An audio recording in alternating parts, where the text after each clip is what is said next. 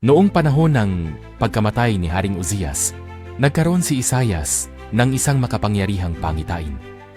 Nakita niya ang Panginoon na nakaupo sa mataas at maringal na trono, napapalibutan ng mga serapin na may 6 na pakpak, na nagsisigaw ng malakas.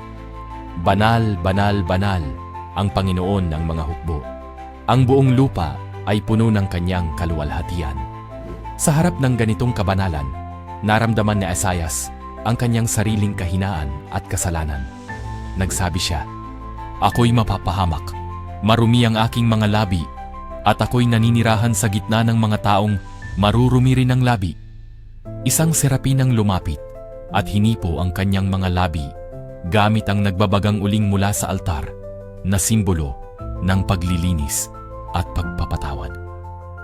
Pagkatapos, narinig ni Isaias ang tinig ng Diyos na nagtatanong, "Sino ang aking susuguin? Sino ang magpapahayag para sa atin?" Buong tapang na sumagot si Isaias, "Narito po ako, ako'y suguin ninyo." Ang pangyayaring ito ay nagtuturo sa atin na kahit tayo ay may mga kahinaan at kapintasan, kayang linisin at gamitin tayo ng Diyos para sa kanyang dakilang layunin.